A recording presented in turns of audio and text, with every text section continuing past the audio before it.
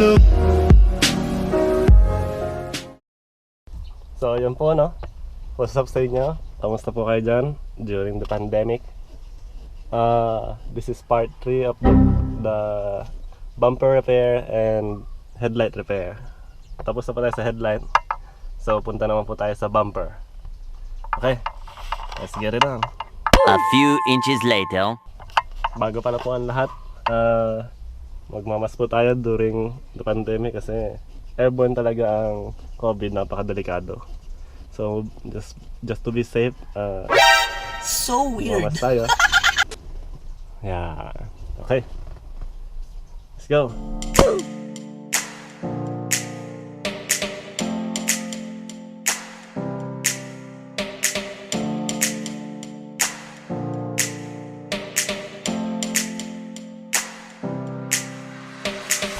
Alright, so ayan po yung bumper natin.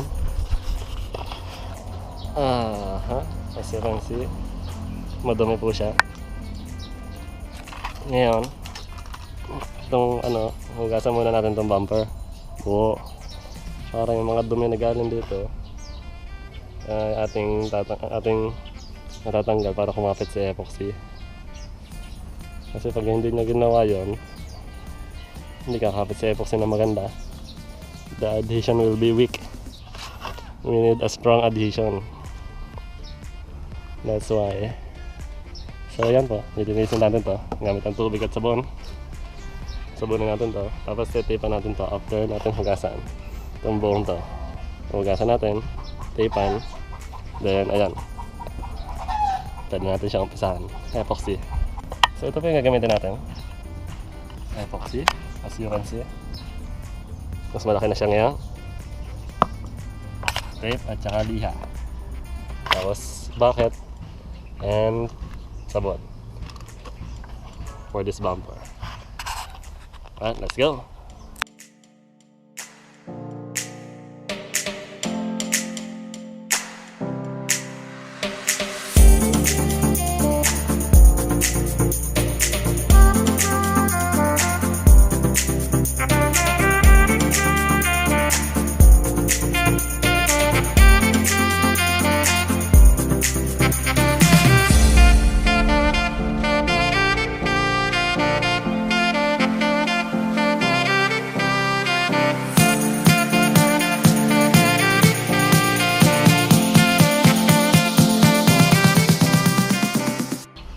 So yun po, nakatapos na po tayo ng maghugas.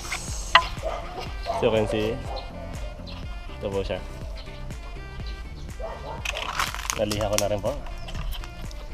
Niliha ko po itong mga to. Ito po, mga to, naliha ko. Ayan, para yung epoxy na ilalagay natin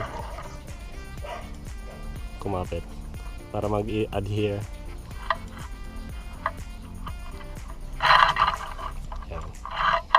So yun po. Ito po, kasi meron ako nalagyan na konti. Namampusan ko na siya na konti. So yan.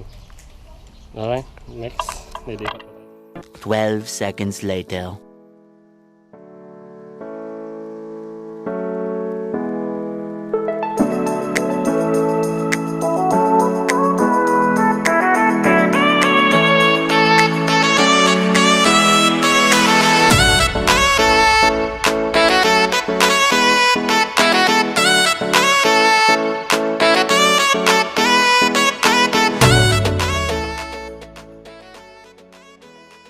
So ayan, nailipat na po natin sa pwesto.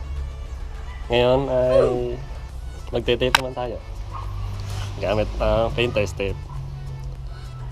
Titape natin itong mga sulok, yung mga hindi natin gustong lagyan ng epoxy.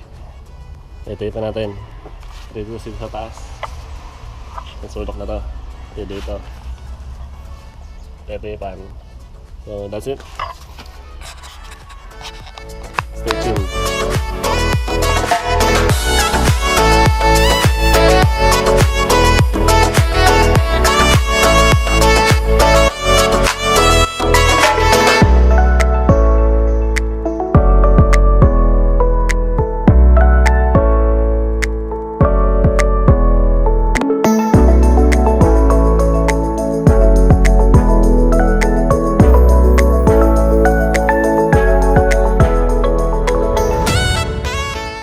So ayan po, natipan na natin. Nakita nyo naman po, talagang hindi sasama tong itim na to. Dito, tipan natin. Ito. Pwede na mag-epoxy. Ayan, okay.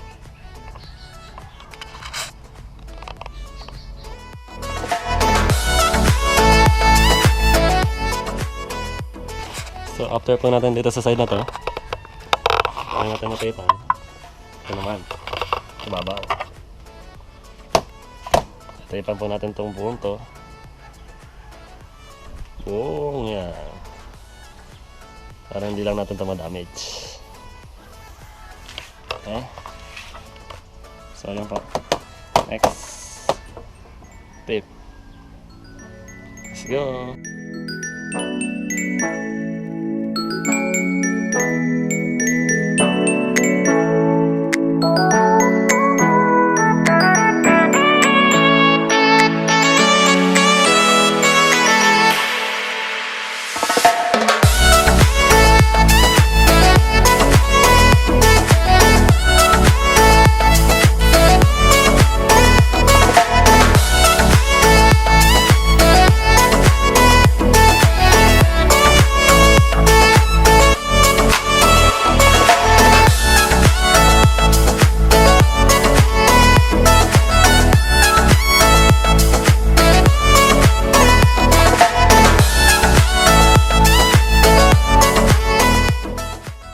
Natipan na po natin yung ibabaw.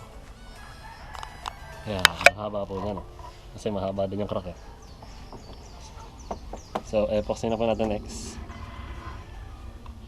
Para may kapit na natin to. Para may kapit na ng ganyan. Yun. Alright. Tomorrow. So yan po guys. Mag-epoxy na po tayo ngayon. Ayan po, may panghalo ako. May panghalo tuloy. May pangkuhan na ako ng epoxy. Ito natin nalalagay. Ayan.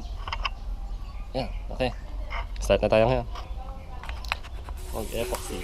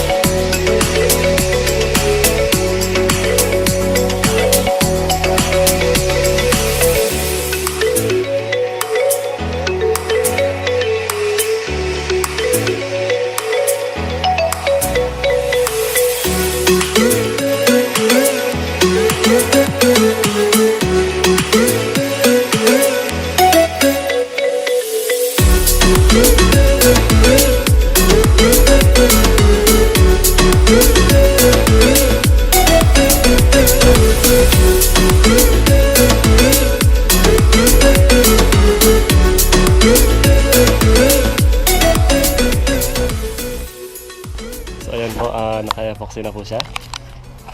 As you can see, lahat ng may crack na-epoxy ko. Ayan, buo na ulit siya, buo na. Tsaka ito tinipan ko kasi natulo eh. Natulo sa sahig, yun masyadong marami, kailangan nakahawak. So tinipan kong ganyan para mag-hold na siya. Pag tumigas, tanggal natin yung tape. Ito yan, buo na rin, konti pa. Tsaka yan. So ayun po, konti pa. Tsaka ito pala, ang daming Hipit kasi ito. Alam niyo yung crack na yun. Naipitan. Yun na po. Let's wait ilang oras siguro para mag-cure yung para mag-set yung yung epoxy. Ayan. Let's wait hours. Not even hours. The next day. So ayan po Ayan, magliliha tayo. Meron ako ditong flat surface na para ma-flat to. Tapos ito liha. Tapos yung iba kakaterin ko yung ibang sulok na yan. Kasi wala nang gap. Ito kakaterin ko din. Ito mga to tulo. Kakaterin ko din yan. Yan. Tapos liha. Alright. Let's go.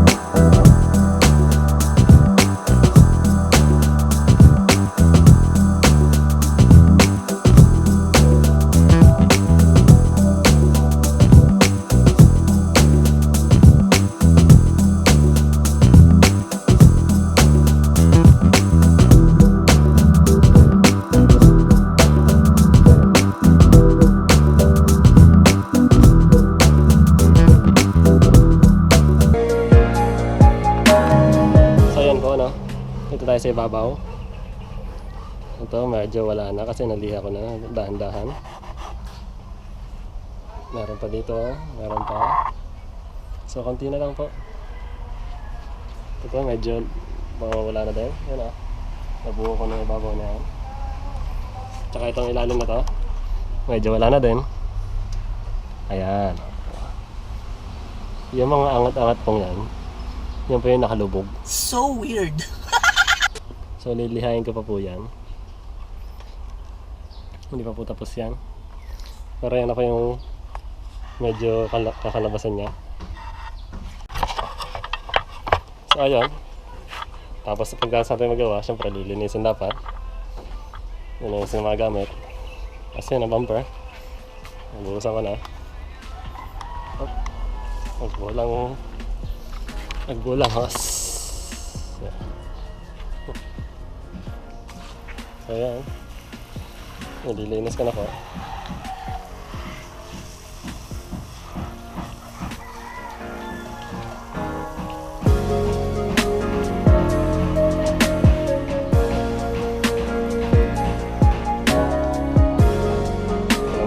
Parang din si ate pinagawaan.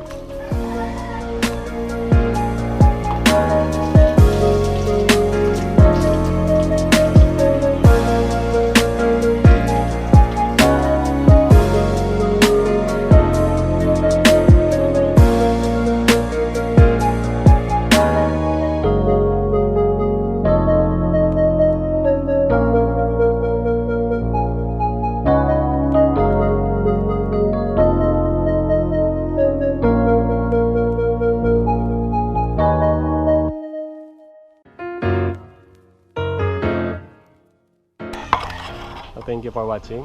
Yan po ang ating bumper repair. Ngayon po, abangan niyo po yung pagkakabit ko na po yung mga to. Bumper tsaka headlight doon sa Mercedes Benz. Thank you for watching. Peace.